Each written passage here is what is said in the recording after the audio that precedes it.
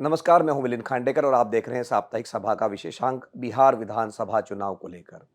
बिहार विधानसभा चुनाव के पहले चरण का मतदान गुरुवार को होने जा रहा है, दूसरे चरण का मतदान अगले हफ्ते होना है और अगली 14 नवंबर को अगले हफ्ते बिहार चुनाव के रिजल्ट भी आ जाएंगे।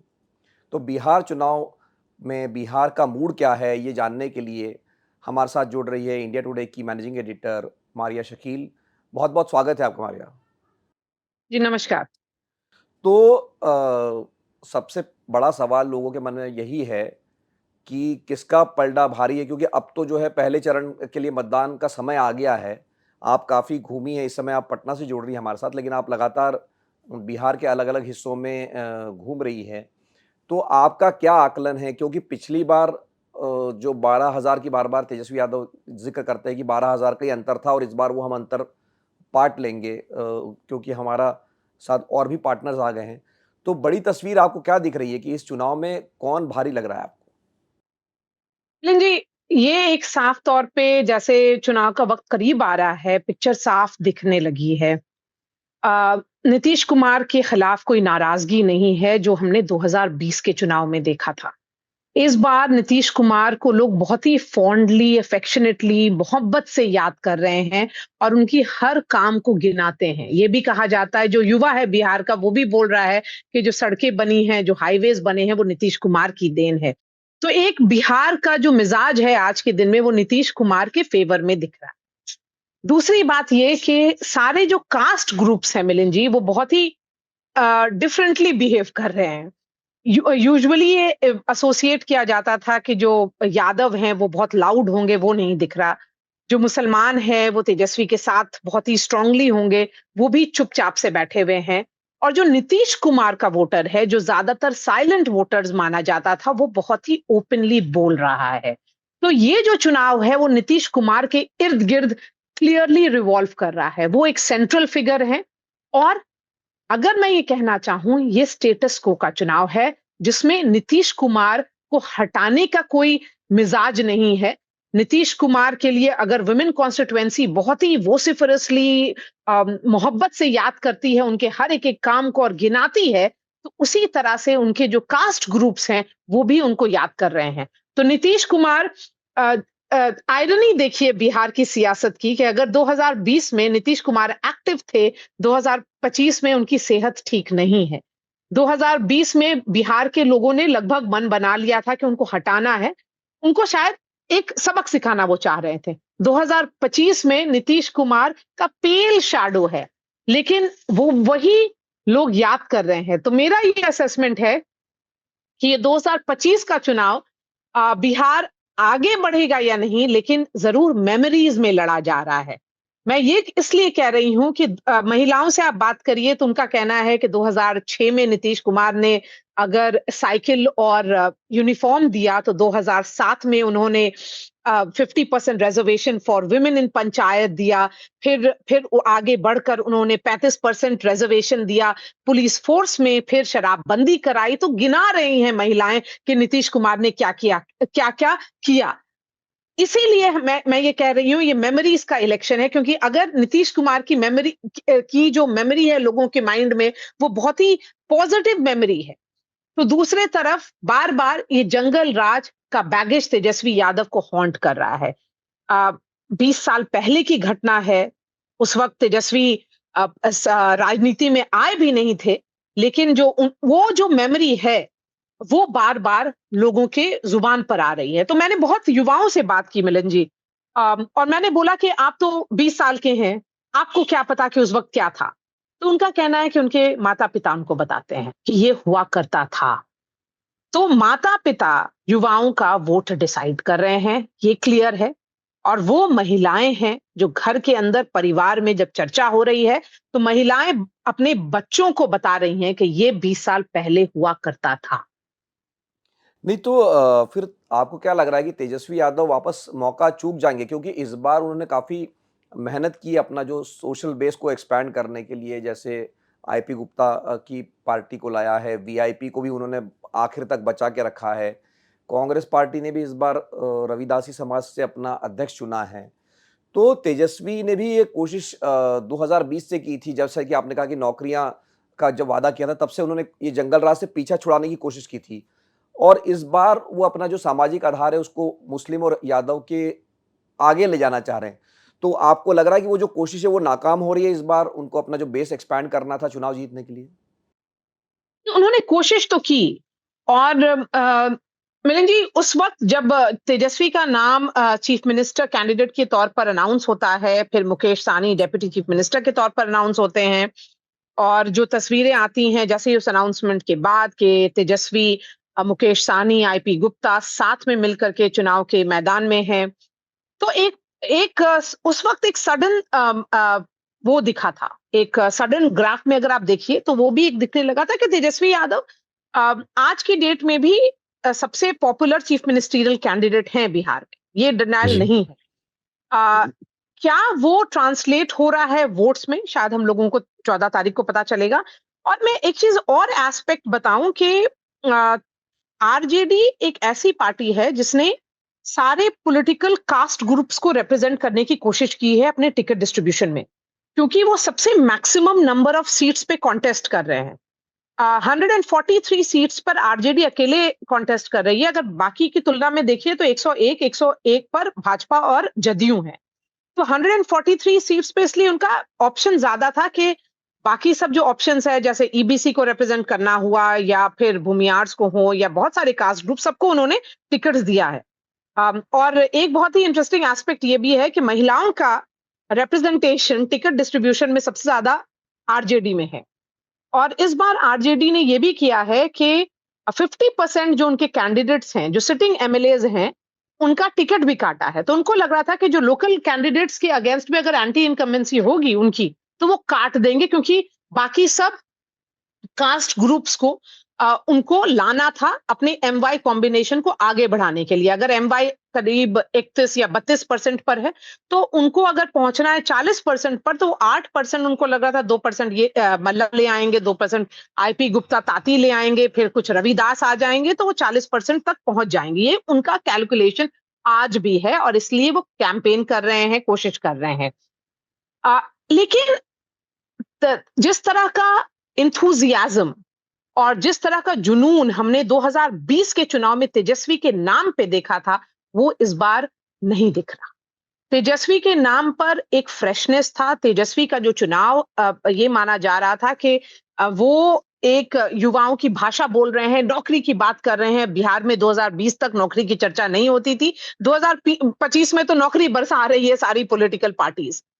अ, तो इसलिए वो जो जेंडर ग्रुप्स हैं या सोशल ग्रुप्स हैं, उसमें एक मोबिलाइजेशन मैसिव तेजस्वी की तरफ नहीं दिख रहा। लेकिन मैं ये भी कहूंगी कि बहुत सारे रीजन्स हैं जहां पर अभी भी, जैसे मेरी मुलाकात एक भूमियार के बच्चे से हुई, अ, वो जो महाराष्ट्र से आया था, उसका कहना था कि मैं तेजस्वी को वोट दूंगा।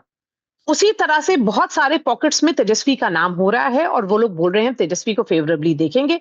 लेकिन क्या ये पैन बिहार फिनोमेना है? शायद वो हम लोग को 14 तारीख को पता चलेगा। नहीं, तो जो आपने कहा कि मुस्लिम और यादव वोटर इस बार शांत है, तो कहीं न कहीं क्या ये कोई स्ट्रैटेजिक कदम है आरजेडी का? क्योंकि पिछली बार ऐसा लगा था कि जो एग्रेशन था चुनाव के दौरान खास करके यादव वोटरों का या मुस्लिम वोटरों का, वो एक तरह से नेगेटिवली इम्पैक्ट करता है आरजेडी के लिए।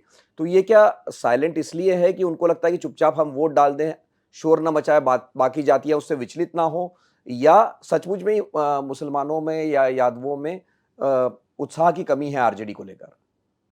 नहीं, मैं ये मानती हूँ ये स्ट्रेटेजिक है। ये स्ट्रेटेजिक साइलेंस है एमवाई का। और मुसलमान कंसोलिडेटेड भी है तेजस्वी के पीछे। लेकिन एमवाई से आगे क्या? वहीं पर शायद आरजेडी फंस रही है और महागठबंधन फंस रहा है।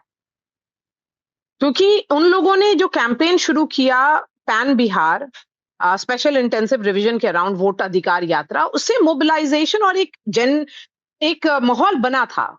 लेकिन मिलिंद जी आज की तारीख में आप कहीं भी चले जाइए बिहार में, एसआईआर की चर्चा कोई नहीं कर रहा, कोई भी पार्टी नहीं कर रही और ना ही जनता कर रही। तो मेरा सवाल ये है कि आपने क्या 2 महीना एसआईआर के अराउंड, वो क्या लड़ाई बस सुप्रीम कोर्ट में लड़ी जानी चाहिए थी? जमीन पर क्या वो इशू है? नहीं है जमीन पर वो इशू। जैसे ही वो 12th डॉक्यूमेंट के तौर पर आधार कार्ड का इंक्लूजन हो गया, मुझे लगता है कि इन लोगों ने जो पहले इश्यू बनाया था लॉ एंड ऑर्डर का, जो लॉलेस बिहार बोल रहे थे कि यही जंगल राज है। अगर 20 साल पहले एक जंगल राज की तुलना होती है, तो ये भी शायद जंगल ही राज का एग्जाम्पल है। वो इश्यू शायद ज़्यादा ज़मीन पे क्लिक करता, क्योंकि ये जो जंगल राज का जो बैकेज है, वो मेमोरी वाला इलेक्शन हो रहा है। इस तरफ भी मेमोरी है नीतीश कुमार की, दूसरी तरफ भी मेमोरी है लालू यादव की। और चुनाव में बिहार का युवा आगे बढ़ने की कोशिश कर रहा है क्या? मिलन जी, मैं बिहार से हूँ और मुझे अफ़सोस आता है इस बात से कि हमने शायद बिहार में अ, युवा में जो उत्साह, एम्बिशन, एस्पिरेशन जो पहले देखा था, वो अब नहीं दिख रहा। बिहार का युवा एक टाइम वॉर्प में फँस गया है कि जिसको लगता है कि चलो कुछ भी मिल जाए। और वो कुछ भी से जब जब एक सेंस आ जाए कि कुछ भी मिल जाए, आज की डेट में भी हम कोचिंग इंस्टीट्यूट्स में शूट किए हैं कल, और वो शो आज ऑन एयर जाएगा। आप जाइए, बात करिए बच्चियों से और यूथ से, और वही वो लोग बोलेंगे कि सरकारी नौकरी।